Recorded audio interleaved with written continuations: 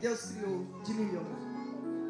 Meu pai é esse homem trabalhador, mas ele teve muitas coisas que entristeceram muito a minha vida.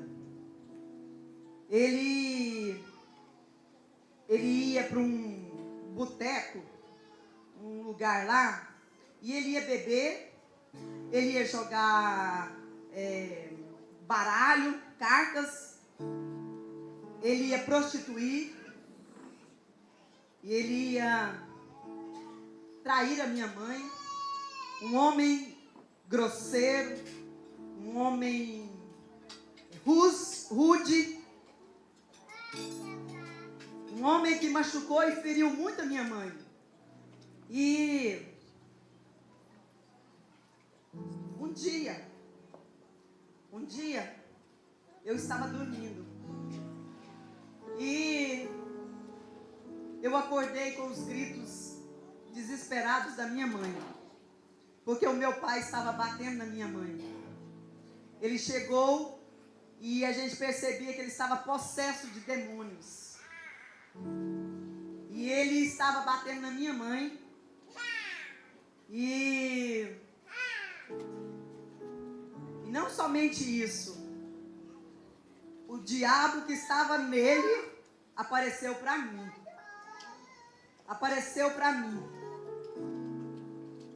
Satanás, na figura de um monstro. Eu não estava sonhando, porque tinha acabado de acontecer aquele episódio. Satanás apareceu para mim e ele foi até a minha cama, um monstro horripilante. Ele foi até a minha cama e tentou tocar em mim. Eu fiquei paralisada, petrificada. Fiquei ali, desesperada. Satanás quis colocar uma marca na minha vida. Uma marca para que eu pudesse carregar ela o resto da minha vida. Eu cresci com um sentimento de ódio pelo meu pai. Um ódio disfarçado de indiferença. Como assim? É aquela pessoa que você mata ela estando viva.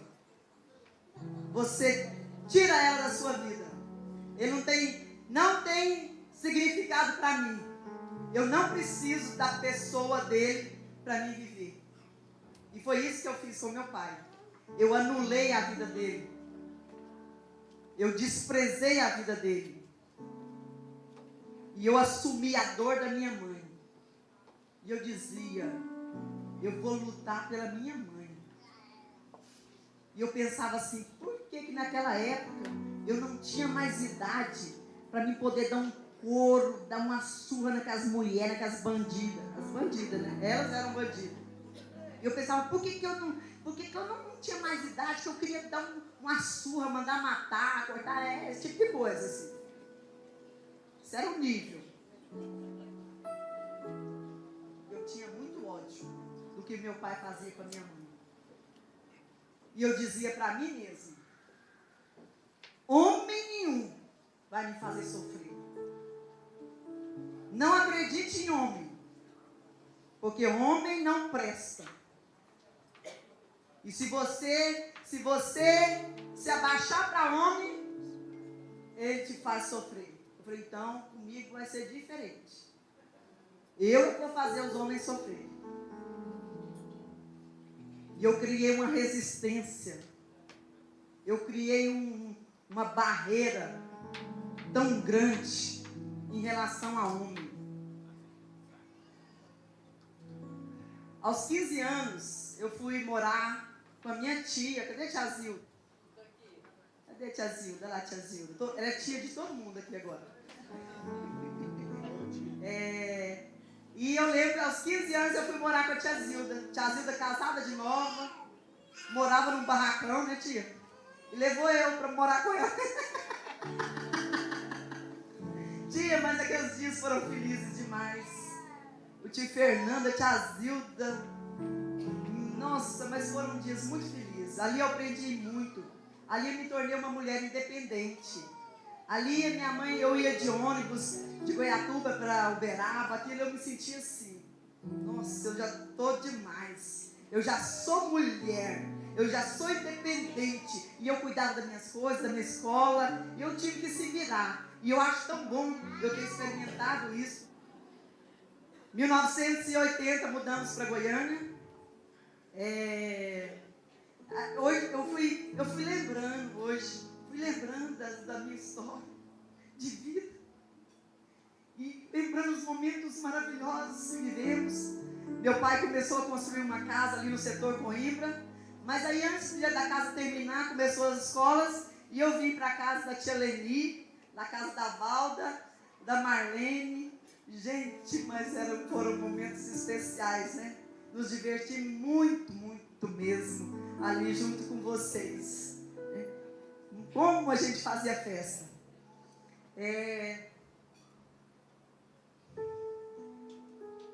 A gente vai trazendo à memória as coisas boas e as coisas ruins nós vamos deixando que Deus vai curando, vai tratando. Vai tratando.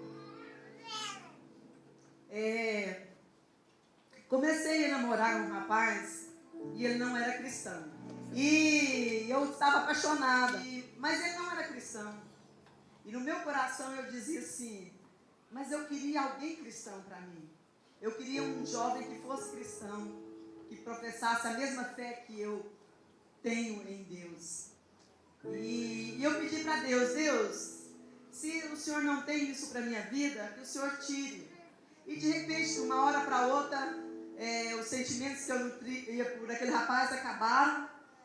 E terminei com ele. Aí eu fiz uma cartinha para Deus. Tem jovens solteiras aqui? Levante as mãos. Jovens solteiras, amém. Amém, vou ensinar para vocês. Como é que a gente pede para Deus? Eu falei, Deus, eu estou carente, estou querendo um namorado. E eu quero um namorado. Eu coloquei assim, em primeiro lugar, que seja cristão, que seja um homem temente a Deus, porque se ele for temente a Deus, ele vai ser temente e vai me amar como Deus deseja. Eu pus assim, segundo lugar, olha bem o que você vai pedir, depois Deus dá, não vai falar, mas trabalha demais. Eu falei assim, quero um homem, não precisa ser rico, mas que seja muito trabalhador. Hoje nossa briga é porque o homem trabalha demais. Mas eu pedi. Aí eu não sou boba, né? Pedi um moço bonito, inteligente, líder, assim, né? E 1981, num congresso de jovens da Umadego, lá no ginásio Rio Vermelho, quando eu bati os olhos naquele rapaz, o meu coração disparou. E eu posso dizer a vocês que ele tem disparado até hoje, 37 anos depois. Uma semana depois que eu escrevi a carta para Deus. Uma semana depois. O Salmo era de Vila Nova. Eu não conhecia. Eu congregava na igreja de Campinas. Nós não nos conhecíamos. No congresso de jovens, reuniu todo mundo. E aí, bati os olhos naquele homem. Fiquei apaixonada. Amor à primeira vista. Se alguém falar, isso não existe. O meu existiu. O problema é você. Se você não acredita, para mim foi.